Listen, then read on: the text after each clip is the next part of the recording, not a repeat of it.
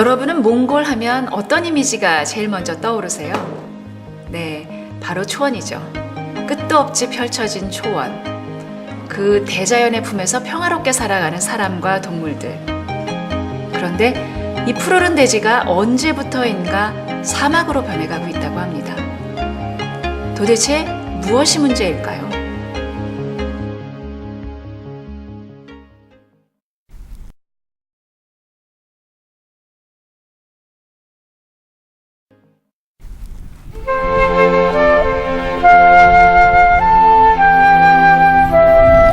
광활한 대지는 태초부터 지금까지 사람과 동물들을 그 넉넉한 품으로 먹이고 키워왔습니다. 모든 생명들은 자연이 주는 것 이상 욕심내지 않고 감사하며 살아왔습니다. 몽골엔 특히 강과 호수가 많습니다. 산에서 내려온 빙하가 녹은 물이 강과 호수를 이루는 것이지요. 이렇듯 사시사철 넉넉하게 흐르는 물이야말로 몽골의 초원과 모든 생명체들을 키워온 주인공입니다. 그런데 언제부턴지 강과 호수의 물이 마르면서 몽골 초원이 사막으로 변하고 있습니다.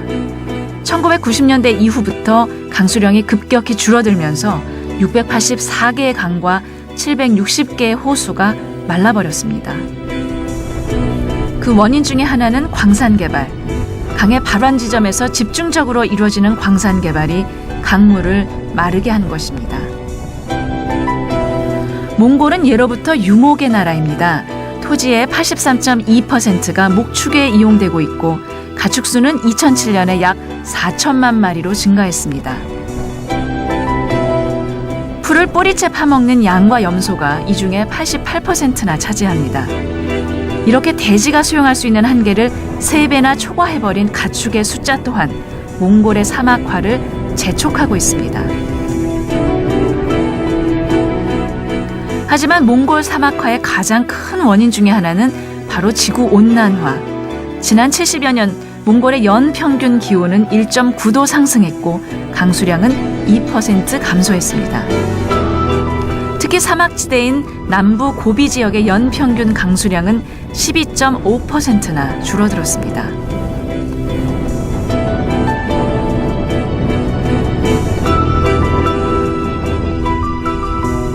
그 결과 몽골 국토의 70%가 사막화되어 가고 있습니다. 이 아이들이 살아갈 미래의 몽골에는 어쩌면 초원 대신 흙먼지 날리는 사막만이 남게 될지도 모릅니다.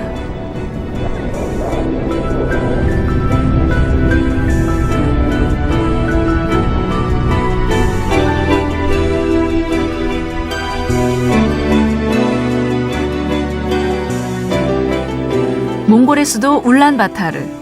몽골 인구의 4분의 1이 이곳 울란바타르에 거주합니다.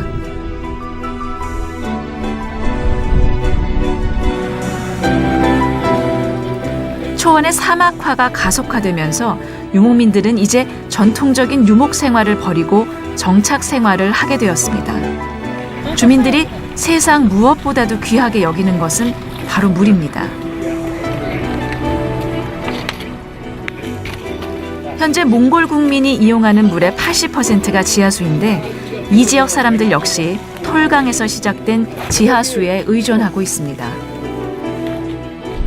Тэгээ бас Монгол орны нөгөө цагаа гарын уур амьсгал бас эрсдэс байдаг. Зундаа их халуун, айгам халуун, хур бороо багтаа, өвөлдөө их хүүтэн, цас бас их баг ордог, салхи ихтэй учраас бас энд бас их усны усанд бол бас их нөлөөлдөг. За усны одоо нөөцийг нэмэгдүүлэхэд бол шинэ хөсөр бий болгох. За энд гэр оролд байгаа иргэдийн суурьшлийн бүсийг бол одоо цогц хороолол болох одоо ийм л орон сууцч болох ийм л.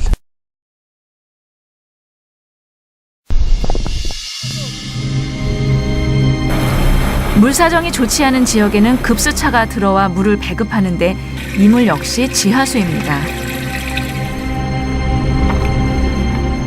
하지만 무분별하게 지하수를 뽑아 쓴 결과 강과 호수의 물이 마르고 있습니다. 즉 건천화가 진행되고 있는 것이지요. 주민들의 식수원인 톨강은 수위가 대폭 낮아져서 이미 건천화가 시작되었습니다. 다른 강들 역시 사정은 마찬가지입니다. 강은 말라가고 초원은 줄어드는데 가축들은 여전히 맹렬하게 풀을 뜯어먹습니다. 이러한 상황을 두고 볼 수만 없어 몽골 정부는 그린벨트 사업을 시작했습니다. 몽골과 한국 정부가 함께 추진하는 이 사업은 30여 년 동안 진행될 장기 프로젝트입니다. 이 계획에 따라 몽골 정부는 매년 고비 사막에 300~400헥타르의 나무를 심고 있습니다. 한국 정부 역시 앞으로 10년 동안 연간 500헥타르에서 1000헥타르 규모의 지역에 나무를 심을 예정입니다. 그린벨트 지역은 위도 40도 이남의 황사 발원지입니다. 모래가 이동하는 경로를 정확히 짚어서 선정됐습니다. 앞으로 이 조림 사업이 완성되면 몽골 초원이 원래 푸르렀던 모습을 다시 찾을 수 있을 것입니다.